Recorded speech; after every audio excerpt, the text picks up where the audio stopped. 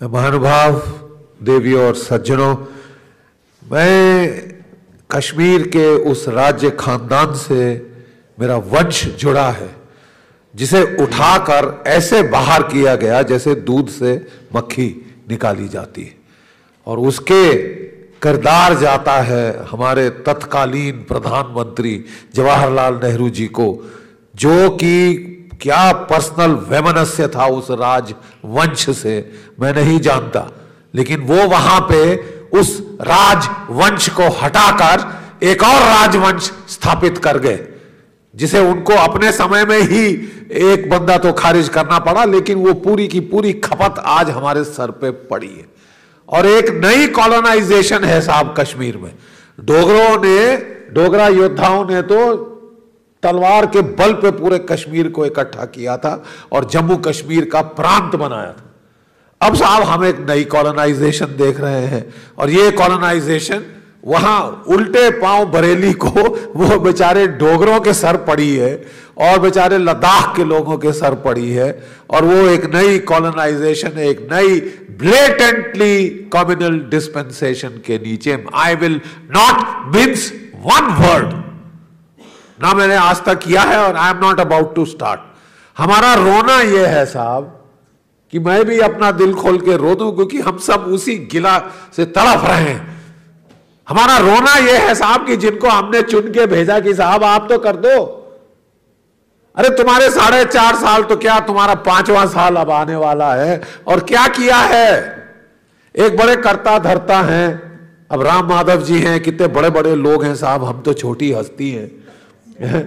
वो हम किसी एक कश्मीरी समुदाय का ऐसे ही हो रहा था, तो उनसे मेरी भेंट हुई, तो बातचीत शुरू हुई, तो मैंने बोला देखिए साहब राम माधव जी, मैं हाथ जोड़कर कहता हूं कि सेना में हमारे पास एक ही मापदंड है कि भाई तुम कितने धुरंधर हो, कितने बड़े योद्धा हो, तुमको रात को बोले कि यार मुझे टाइगर हिल चाहिए, सुबह मैं एज अ कमांडर सिर्फ ये चीज बोलूंगा यार टाइगर हिल किधर है। सर मैं लेफ्ट हुक मार रहा था और 22 स्ट्रोक आनी थी, वहां से तोप, यहां से cut off group. To hell with you, is have you delivered Tiger Hill? Yes, no. No है तो गेट लॉस्ट, चूल्हे में जाओ, मुझे तुम्हारे जैसे कमांडर की जरूरत नहीं। I am sorry, I am sacking you, I am sending you home where you belong with the ladies and the children. ठीक है, तो बात थोड़ा गर्मी पे आ गई, क्योंकि मामला रौश का है, मामला जेनोसाइड का है। आपने उठा के एक पूरा समुदाय उखाड़ के फेंका है, जो बेचारे सर्दी बर्फ में रहने वाले, आपने उनको जम्मू की लू में सड़ाया है तंबुओं के नीचे। और कितने साल सड़ाओगे तुम, कितने साल सड़ाओगे तुम? और मैंने उनसे सिर्फ ये पूछा, राम माधव जी आप महानुभाव हैं, बड़ी महान हस्ती हैं, मुझे सिर्फ एक आंकड़ा बताइए, आपने कितने कश्मीरी पंडित वापस भेजे? प्लीज, उस वक्त 2.5 साल ही हुए थे, आप भी थे उस पे, कि कितने कश्मीरी पंडित आपने वापस भेजे हैं। अब मेरे मुंह पे लाल रंग होते देख के कुछ दोस्तों ने पीछे खींचा, यार रहने दो रहने दो, नहीं बख्शी साहब नाराज ना होइए। मैं कहा नहीं, मैं सिर्फ पूछना चाहता हूं कि कितने भेजे। मैंने कहा कि इसके पहले आप इसका जवाब अटेम्प्ट करें, मैं आपको बताता हूं 0।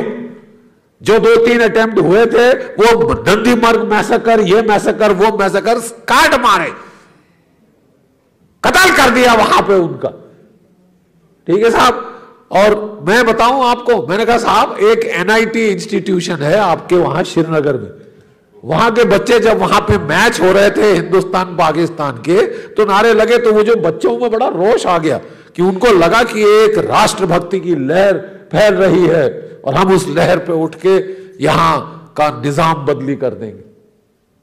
तो वो बच्चे साहब भारत का झंडा लेके वो कैंपस के उन्होंने गेड़े मारे, जैसे पंजाबी में बोले जाता है, गेड़े लगाए साहब। 2 कंपनी साहब J&K पुलिस की वहां पे आई, 9 बच्चों की हड्डियां तोड़ दी, 20 बच्चे अस्पताल में डाले। बताइए साहब मैं गलत बोल रहा हूं तो?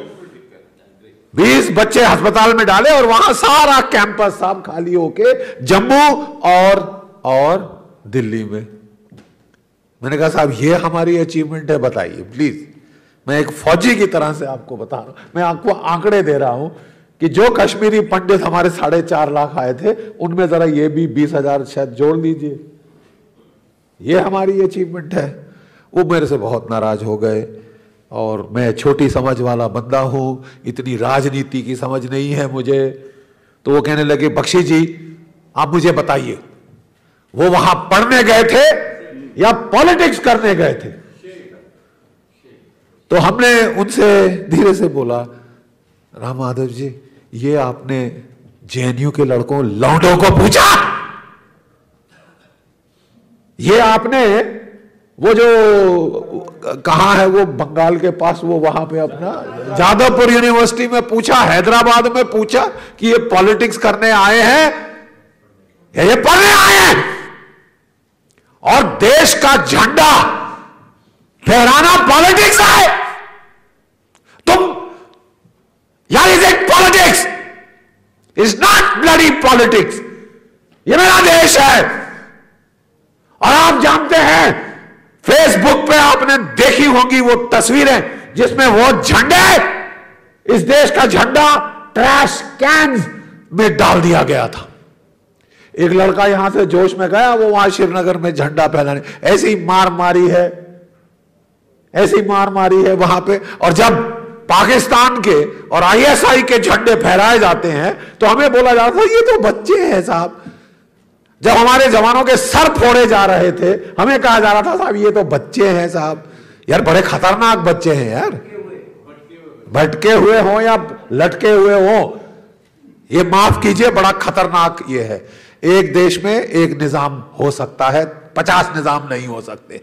अगर सिरसा हरियाणा में, let me ask you direct, अगर सिरसा हरियाणा में डेरा सच्चा सौदा वाले रॉयट करते हैं तो पुलिस को एक अच्छा टफ मैजिस्ट्रेट ऑर्डर देता, चलाओ गोली, nobody can take the law into his own hand, चलाओ गोली चलाओ।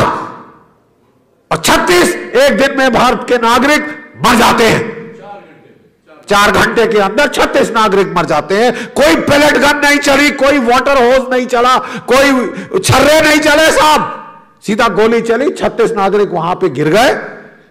किसी पुलिस वाले के खिलाफ एफआईआर दर्ज हुआ? किसी ह्यूमन राइट ग्रुप ने बवाल खड़ा किया? लेकिन अगले दिन साहब वहां पे पूर्ण रूपेण शांति थी, पूर्ण रूप से शांति थी, क्योंकि जो करना चाहिए था वो कर दिया गया। बेवजह किसी को सर नहीं चढ़ाया गया। देखिए साहब, कश्मीर की लड़ाई हारने का कोई सवाल नहीं है, क्योंकि यह बुनियादी लड़ाई है, क्योंकि यह बुनियादी लड़ाई है। क्यों बुनियादी लड़ाई है? आप कहते हैं सेक्युलर डेमोक्रेटिक रिपब्लिक, हमने डाला है ना साहब शब्द सेक्युलर। अरे साहब मैं फौज से हूं, जहां हम किसी का धर्म, जात, मजहब नहीं पूछते। हम तुम्हें कहते हैं कि जब तुम आज फौज के अंदर, अरे अपना जात पात, अपना कास्ट, अपना मजहब बाहर गेट के रख के आ जा, तो हिंदुस्तानी है बस। ठीक है साहब। पार्टीशन के टाइम पे हमारे जो 150 जो बिलियन, 15 करोड़ से ज्यादा जो हमारे यहां पे मुसलमान भाई हैं, वो पाकिस्तान नहीं गए, वो यहीं ठहर गए। बिकॉज जो भी कुछ रीजन हो, कि शायद उनमें विश्वास था कि यहां वो रह सकते, यहां उनका कत्लो गारत नहीं होगा, इसी डर से। नहीं तो जिसका कत्ल होने वाला होता है वो रह जाता है, वो रह जाता है। उसको उम्मीद थी कहीं नहीं यार, इतने गए लोग नहीं है इस देश के, वो रह गए। उनमें से कई कंपनी क्वार्टर मास्टर हवलदार अब्दुल हमीद, परमवीर चक्र मरणोपरांत, ब्रिगेडियर उस्मान महावीर चक्र मरणोपरांत, इन लोगों ने कुर्बानी दी है। आप मुझे बताइए, if you let 5 million Muslims of the valley go only on the basis that they are Muslims, what right will you have tomorrow to hang on to 150 million Indian Muslims, loyal citizens? बताइए। लेकिन यहां पे बिल्कुल सही कहा मेरे भाई ने, प्रोफेसर साहब ने बिल्कुल सही कहा, यहां एक तबका है अब बिका हुआ है या क्या उसको तकलीफ है? हमारी ब्यूरोक्रेसी में, हमारे राजतंत्र में, which is built upon giving Kashmir, दे देना चाहता है। लड़ के मर गए हमारे लड़के, अरे तुम उन लड़कों की जान वापस दे सकते हो? अरे तुम उन विधवा को उसका आदमी वापस दे सकते हो, उस अनाथ को उसका बाप वापस दे सकते हो? 10,000 से ज्यादा शहीद हो चुके हैं। और यहां तो साहब की कैसे दिया जाए, कैसे फैसिलिटेट किया जाए। मैं हवा में नहीं बात कर रहा, मैं जम्मू की पैदाइश हूं। I am equally a state subject. और कोई ना मुझे बोले कि मेरे को बोलने का हक नहीं है, तुमसे ज्यादा हक है। ठीक है साहब। और मैं आपको बताता हूं, मेरी पूरी जिंदगी वहां लड़ते लड़ते गुजर गई है। और जब मैं किश्तवाड़ में सेक्टर कमांडर था, ये तो बेचारों ने आज बताया कि किस तरह लीगल तरीके से, किस तरह गवर्नमेंट फियाट से, पटवारियों के रास्ते वो जो है वहां पे आप एक कॉलोनाइजेशन कर रहे हैं, आप डेमोग्राफिक चेंजेस लाने की कोशिश कर रहे हैं। मैं आपको बताना चाहता हूं कि 2000 से 2002 के एंड तक मैं वहां पे सेक्टर कमांडर था किश्तवाड़ में। और मेरे सामने मैंने वहां जाके कैंपेन शुरू किया। मैंने कहा मेरे प्यादा नहीं मेरे को चाहिए, किसी प्यादे की लाश नहीं चाहिए। एक प्यादा मरता है, 10 बेचारे बच्चे को वहां से कोई खड़ा करके ले आता है क्रिकेट के बहाने। मुझे उनके टॉप कमांडर चाहिए, मुझे खासकर पाकिस्तानी चाहिए जो बिना वीजा, बिना पासपोर्ट मेरे देश में आए हैं। ये कोई रंडी खाना है? ये कोई रंडी खाना है? नहीं आ सकते तुम मेरे घर में बगैर पासपोर्ट, बगैर वीजा। आओ तो सालों तुमको पहुंचाएंगे, गाड़ के रखेंगे तेरे को। हमने मारने शुरू किए सारे चुन चुन के Pakistani divisional commander, district commander, tehsil commander ढेर लगा दिए साहब। वहां लड़कों ने भी पीछे पड़ गए दांत भींच के। मैंने कहा मैं भी नहीं तुमको छोड़ूंगा जब तक तुम नहीं करोगे। तुम्हारा फर्ज, तुम्हारा नमक का हक अदा करो, मारो इनको जिसके हाथ में हथियार है। Be nice to the people, be nasty to the terrorist. समझ गए? मुझे आवाम से कोई लड़ाई नहीं, मुझे लड़ाई है इनसे जिसके हाथ में कलाशनिकोव है।